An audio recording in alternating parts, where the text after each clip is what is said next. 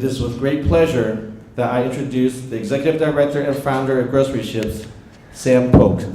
The name is inspired by what we aim to do, which is give scholarships for groceries, a comprehensive 6-month program of nutrition education and emotional support for low-income families struggling with food-related issues like obesity and diabetes. I was, at 30 years old, a senior trader for one of the largest hedge funds in the world. From the outside, my life looked pretty great. I ate in the fanciest restaurants. I wore expensive suits.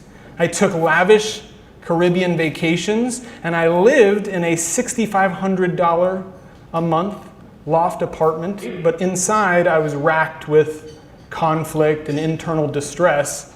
And when I looked at myself, I no longer liked what I saw. And so, desperate, I reached out to a counselor and asked for help. This woman, Linda, she referred to herself as a spiritual teacher. And that's when I realized that she wasn't even a trained psychologist. She went on to explain that her teachings were grounded in Native American belief systems. And she used words like circle consciousness, which said that every life, from the moment that you're born, you're inherently valuable. No one life more valuable than another, which, she said, goes against our sort of widespread but often unspoken Western belief, which is that some people are more valuable than others.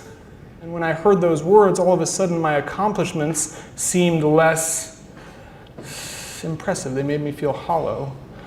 And aware of this, my twin brother recommended one day a book to me by Father Greg Boyle. He referred to gang members and the work he had done with them as the greatest privilege of his life.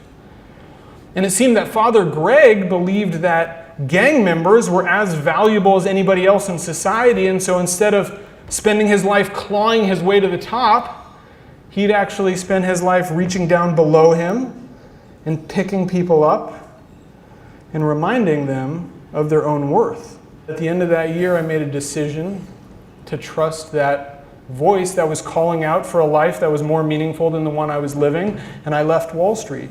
And so I decided to move to a place with absolutely no focus on wealth and ambition, Los Angeles,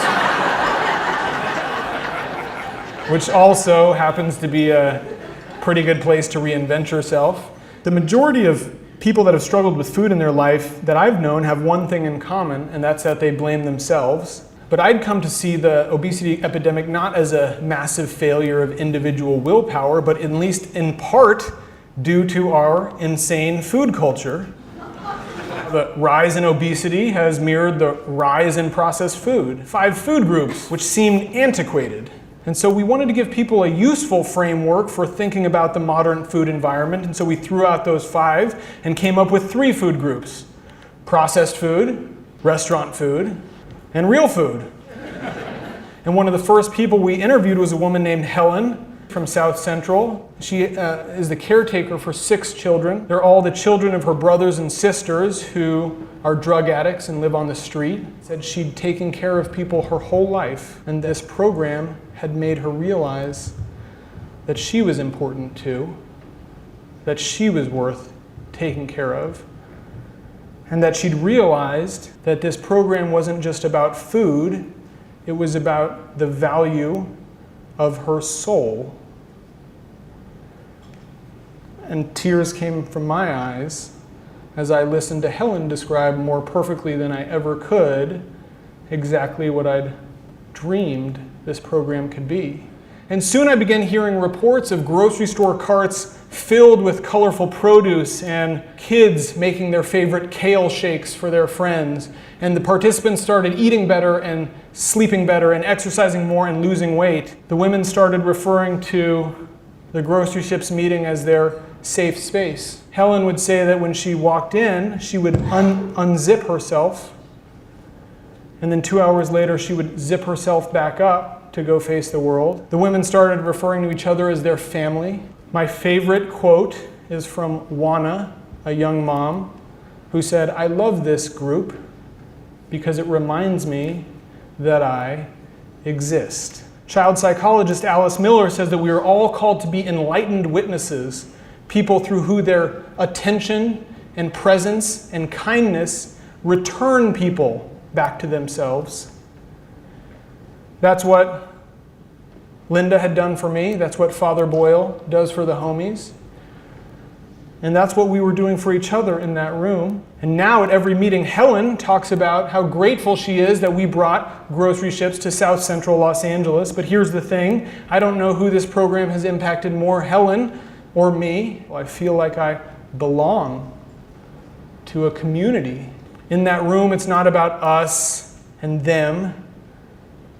It's about us.